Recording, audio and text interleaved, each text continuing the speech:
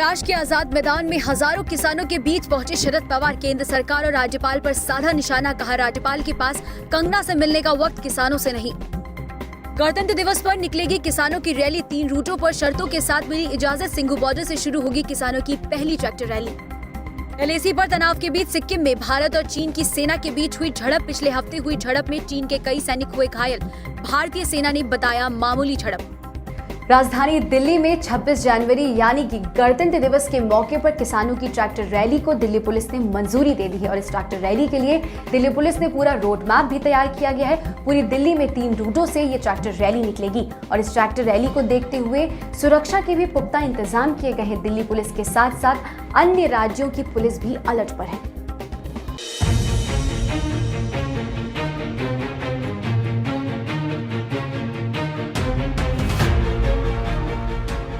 कृषि कानून के खिलाफ दिल्ली की सीमाओं पर प्रदर्शन कर रहे किसानों का आंदोलन आज 61वें दिन में प्रवेश कर चुका है। इस बीच किसानों के लिए अच्छी खबर ये है कि दिल्ली पुलिस 26 जनवरी की ट्रैक्टर रैली के लिए मान गई है। यही कारण है कि दिल्ली की जिन सीमाओं पर प्रदर्शन चल रहा है वहां ट्रैक्टर ट्रॉलियों की लंबी कतारें लग गई हैं। दिल्ली पुलिस ने किसानों के ट्रैक्टर परेड का रूट जारी कर दिया है। पुलिस के मुताबिक ट्रैक्टर मार्च गणतंत्र दिवस परेड के बाद शुरू होगी, जिसे एक प्रोफेशनल तरीके से नियमों को फॉलो करते हुए करनी होगी। साथ ही इस मार्च को वापस जहां से शुरू हुई है वहीं खत्म करना होगा। किसानों की पहली ट्रैक्टर रैली सिंघू बॉर्डर से शुरू होगी। संजय गांधी, ट्रांसपोर्ट नगर, बवाना, बादली, कुतुबगढ़ होते हुए KMP से घूमकर किसान वापस सिंघू बॉर्डर पर आ जाएंगे। ये रूट करीब 63 किलोमीटर का होगा। दूसरी रैली टिकरी बॉर्डर से शुरू होकर नांगलोई से होते हुए ढांसा बॉर्डर तक जाएगी। ये रूट 63 किलोमीटर का होगा। तीसरे रूट में गाजीपुर UP गेट से ट्रैक्टर परेड अप्सरा बॉर्डर गाजियाबाद होते हुए डासना UP में चली जाएगी। ये रूट करीब 68 किलोमीटर का होगा। गणतंत्र दिवस पर ट्रैक्टर परेड के लिए एक तरफ किसानों ने कमर कस ली है तो वहीं पुलिस प्रशासन भी अपनी तरफ से पूरी तैयारी कर चुका है। किसानों की परेड को देखते हुए हजारों संख्या में पुलिस कर्मियों को तैनात किया गया है। हालांकि गाजियाबाद पुलिस ने 26 जनवरी के दिन 1000 constable, 500 head constable, 300 SI, 50 inspector, वहीं 12 CO और 6 एडिशनल SP को ड्यूटी पर लगाया गया है। इसके अलावा PSC और RAF जवान भी तैनात होंगे। 26 जनवरी के दिन ट्रैक्टर परेड को लेकर किसानों की तैयारी पूरी है और गाजीपुर बॉर्डर पर ट्रैक्टरों की संख्या लगातार बढ़ती जा रही है। मेरे इस तरफ आप देख सकते हैं नोएडा है सामने और दूसरी ओर जो है दिल्ली। आप देख सकते हैं जहां तक आपकी नज़र जाएगी वहां तक आपको सिर्फ ट्रैक्टर ही ट्रैक्टर नज़र आएंगे। इधर इस पूरी परेड को किस तरह शांतिपूर्ण किया जाए, किसानों ने इसके लिए भी ब्लूप्रिंट तैयार किया है।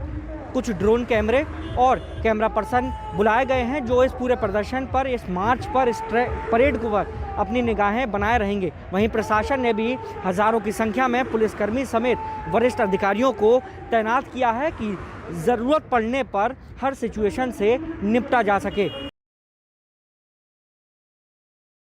बॉर्डर नए कृषि कानूनों के खिलाफ सोमवार को मुंबई के आजाद मैदान में हजारों की संख्या में किसान इकट्ठा हुए। महाराष्ट्र के अलग अलग शहरों से किसान इस कार्यक्रम में जुड़ने के लिए पहुंचे। पूर्व केंद्रीय मंत्री और NCP प्रमुख शरद पवार समेत महाराष्ट्र के कई बड़े नेता इस कार्यक्रम में शामिल हुए और इस कार्यक्रम के दौरान शरद पवार ने केंद्र सरकार पर जमकर निशाना साधा।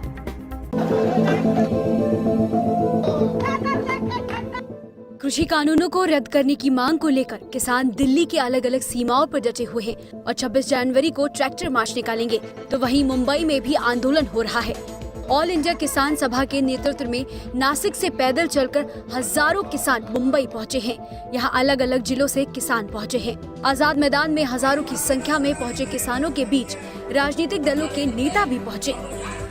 वहीं NCP के अध्यक्ष शरद पवार जहां किसानों के बीच पहुंचे और कृषि कानूनों को लेकर प्रधानमंत्री नरेंद्र मोदी पर निशाना साधते हुए कहा, इस ठंडे मौसम में पंजाब, हरियाणा और उत्तर प्रदेश के किसान पिछले 60 दिनों से आंदोलन कर रहे हैं।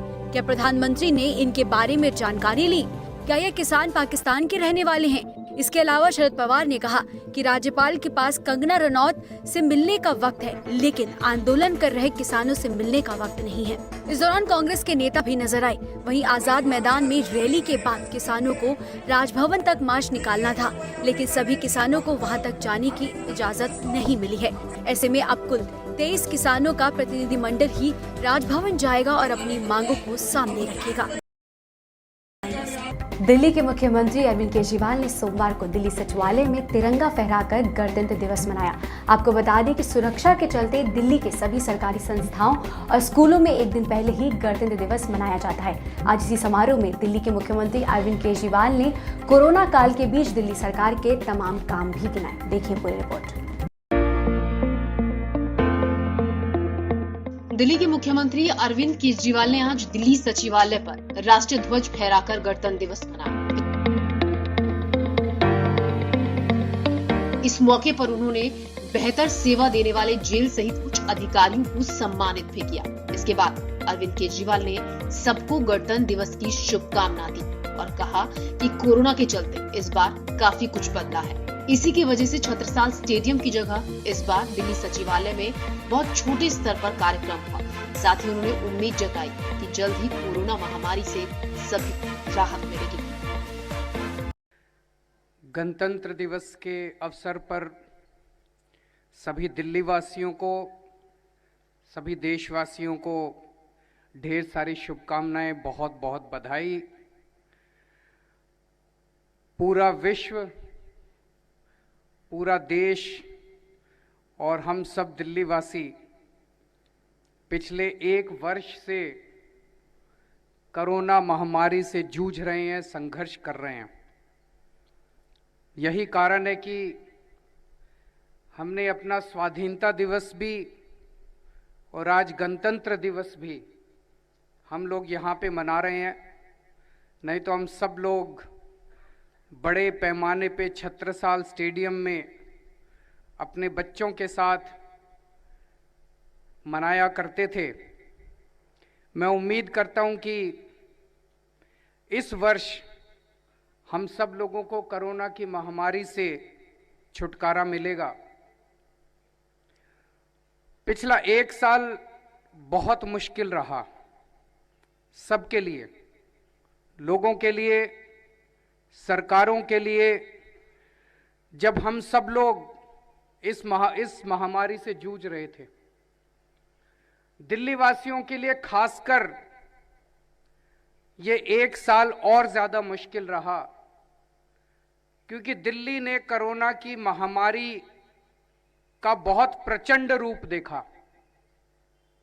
अरविंद केजरीवाल ने अपने संबोधन में ये भी कहा कि कोरोना महामारी के दौरान प्रति माह 1 करोड़ लोगों को हमने सूखा राशन दिया, 10 लाख लोगों को प्रतिदिन भोजन दिया, ऑटो टैक्सी वालों को 5,000 की सहायता राशि दी। जहां भी सूचना मिली, दिल्ली सरकार ने लोगों को मदद पहुंचाई। 2 जुलाई को दुनिया का सबसे पहला प्लाज्मा बैंक दिल्ली में ही शुरू किया गया। कोरोना काल में हर महीने सूखा राशन दिया जाता था। 5 किलो प्रति व्यक्ति के हिसाब से सूखा राशन हर महीने दिया गया 1 करोड़ लोगों को। 10 लाख लोगों को हर रोज लंच और डिनर की व्यवस्था, रसोई की व्यवस्था की गई। स्कूलों के अंदर रसोई की व्यवस्था की गई। 10 लाख लोगों को रोज खाने की व्यवस्था की गई। हम नहीं चाहते थे कि किसी की भी एक तरफ तक कोरोना की महामारी, कि कहीं ऐसा ना हो कि कोरोना से तो बच जाएं और भूख से मर जाएं। तो दिल्ली सरकार ने उसकी व्यवस्था की। इस वक्त ऑटो, टैक्सी सब चलने बंद हो गए थे। हमने ऑटो और टैक्सी ड्राइवर्स को 5-5 हजार रुपए उनके बैंक अकाउंट के अंदर जमा कराए। लगभग 1,56,000 ऑटो और टैक्सी ड्राइवर्स के बैंक अकाउंट में 5-5 हजार रुपए जमा कराए। पूरे देश में किसी भी राज्य सरकार ने अपने ऑटो और टैक्सी वालों को सुध नहीं ली। दिल्ली सरकार ने अपने ऑटो और टैक्सी वालों को सुध ली। हमने लगभग 44,000 कंस्ट्रक्शन वर्कर्स, मजदूरों के खातों में 10-10 हजार रुपए जमा कराए। कोरोना मरीजों के लिए होम आइसोलेशन की सुविधा को भी शुरू किया गया। 3 लाख लोग होम आइसोलेशन में ठीक हुए। बाद में इसे देश ही नहीं, दुनिया के कई देशों ने अपनाया। कुल मिलाकर दिल्ली सरकार के किए तमाम कामों का जिक्र मुख्यमंत्री अरविंद केजरीवाल ने अपने संबोधन में किया। व्हाट्सएप की प्राइवेट पॉलिसी को लेकर भारत में कई दिनों से घमासान मचा हुआ है। इसी कड़ी में आज एक बार फिर दिल्ली हाईकोर्ट में एक याचिका पर सुनवाई हुई, जिसके दौरान दिल्ली हाईकोर्ट ने कहा है कि व्हाट्सएप को इंस्टॉल करना अनिवार्य नहीं है। देखिए पूरी रिपोर्ट और जानिए क्या कहा दिल्ली हाईकोर्ट ने। भारत में व्हाट्सएप की नई पॉलिसी को लेकर बवाल मचा हुआ है। व्हाट्सएप की नई प्राइवेसी पॉलिसी विवाद के बीच इस पर दिल्ली हाईकोर्ट में आज एक बार फिर सुनवाई हुई। दिल्ली उच्च न्यायालय ने व्हाट्सएप की नई प्राइवेसी पॉलिसी पर सुनवाई करते हुए सोमवार को कहा कि फोन में व्हाट्सएप डाउनलोड करना अनिवार्य नहीं है, ये मर्जी है। दिल्ली हाईकोर्ट में व्हाट्सएप प्राइवेसी पॉलिसी मामले पर सुनवाई के दौरान केंद्र सरकार ने कहा कि ये भी चिंता का विषय है कि भारतीय उपयोगकर्ताओं के लिए व्हाट्सएप द्वारा नीति में एक तरफा बदलाव किया गया। केंद्र सरकार ने कहा कि व्हाट्सएप नई निजता नीति के संबंध में भारतीय उपभोगकर्ताओं और यूरोप उपभोगकर्ताओं के साथ अलग अलग ढंग से पेश आ रहा है, जो चिंता का विषय है। वहीं इससे पहले दिल्ली हाईकोर्ट ने व्हाट्सएप की नई प्राइवेसी पॉलिसी को लेकर कहा था कि अगर आपकी निजता प्रभावित हो रही है तो आप व्हाट्सएप डिलीट कर दीजिए। पूर्वी लद्दाख में एलएसी पर जारी तनाव के बीच सिक्किम में भारत और चीन के बीच झड़प हुई और इस झड़प में कई सैनिक घायल भी हो गए, लेकिन स्थिति अब नियंत्रण में बताई जा रही है। सीमा विवाद को सुलझाने के लिए भारत और चीन ने 16 घंटे लंबी मैराथन सैन्य बातचीत का भी आयोजन किया है। देखिए पूरी रिपोर्ट। पूर्वी लद्दाख में लाइन ऑफ एक्चुअल कंट्रोल पर तनाव के बीच सिक्किम में भारत और चीन की सेना के बीच झड़प। उत्तरी सिक्किम के नाकुला में भारतीय और चीनी सैनिक आपस में भिड़ गए। ये झड़प पिछले हफ्ते हुई और इसमें कई सैनिक घायल हो गए हैं। एक सरकारी सूत्र ने बताया कि स्थिति फिलहाल नियंत्रण में। नाकुला पिछले साल मई की शुरुआत से दोनों देशों के बीच पेंगोंग सो, गलवान, गोगरा, हॉट स्प्रिंग्स के अलावा गतिरोध का एक और स्थान है। सरकारी सूत्रों ने कहा है कि झड़प 3 दिन पहले हुई। ये तब हुआ जब दोनों देशों की सरकार और सेना 3488 किलोमीटर लंबी वास्तविक नियंत्रण रेखा पर सीमा विवाद को सुलझाने के लिए बातचीत के अगले दौर की तैयारी कर रही है। सीमा विवाद को सुलझाने के लिए भारत और चीन ने 16 घंटे लंबी मैराथन सैन्य वार्ता आयोजित की, जो कि सोमवार रात 2 बजे खत्म हुई। लेह स्थित मुख्यालय 14 कोर के कमांडर लेफ्टिनेंट जनरल पीजी के मेनन ने भारतीय प्रतिनिधिमंडल का नेतृत्व किया। बैठक में भारत ने विवादित क्षेत्रों को पूरी तरह से स्वतंत्र करने और सुरक्षा बलों को वापस बुलाने की मांग। गलवान घाटी में दोनों पक्षों के बीच पिछले साल 15 जून को हुई हिंसा में भारत ने अपने 20 सैनिकों को खो दिया था।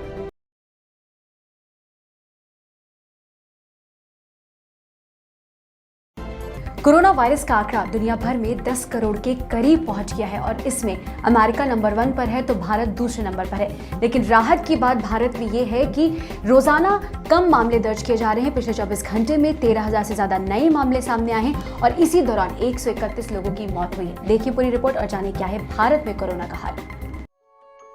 भारत में कोरोना संक्रमण का पहला मामला पिछले साल जनवरी में ही आया था।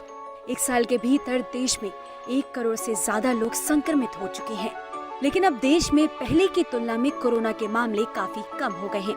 स्वास्थ्य मंत्रालय के सोमवार सुबह जारी किए गए आंकड़ों के हिसाब से भारत में पिछले 24 घंटे में 13,203 नए कोरोना केसेस सामने आए हैं, जिसके बाद देश में कुल मामलों की संख्या 1,06,67,736 हो गई है। इस दौरान देश में 131 मरीजों की मौत हुई है, जिसके बाद कुल मौतों की संख्या 1,53,470 हो गई। देश में पिछले 18 दिनों से कोरोना वायरस के 20,000 से कम मामले सामने आ रहे हैं। साथ ही मौतों का आंकड़ा भी 300 से कम है। देश में अब तक कोरोना वायरस से 1,03,30,084 मरीज ठीक हो चुके हैं। फिलहाल एक्टिव मरीजों की संख्या 1,84,182 है। आपको बता दें कि देश में रिकवरी रेट 96.83% है, जबकि मृत्यु दर 1.44% है। स्वास्थ्य मंत्रालय ने यह भी बताया कि देश भर में अब तक 16,15,504 लोगों को कोरोना वायरस के खिलाफ टीका लगाया जा चुका है, जिनमें से कल 33,303 लोगों को टीके लगे। बता दें, देश में भारत बायोटेक और सीरम इंस्टीट्यूट की कोरोना वैक्सीन को मंजूरी मिलने के बाद 16 जनवरी से बड़े पैमाने पर टीकाकरण अभियान चलाया जा रहा है। आपको बता दें कि जॉन्स हॉपकिंस यूनिवर्सिटी की जानकारी के मुताबिक वैश्विक स्तर पर कोरोना वायरस मामलों की कुल संख्या 9 करोड़ 90 लाख से अधिक हो गई है, जबकि संक्रमण से हुई मौतें 21 लाख से अधिक हो गई हैं। संक्रमण के मामले के हिसाब से अमेरिका दुनिया में सबसे अधिक कोविड प्रभावित देश है और उसके बाद नंबर आता है भारत का।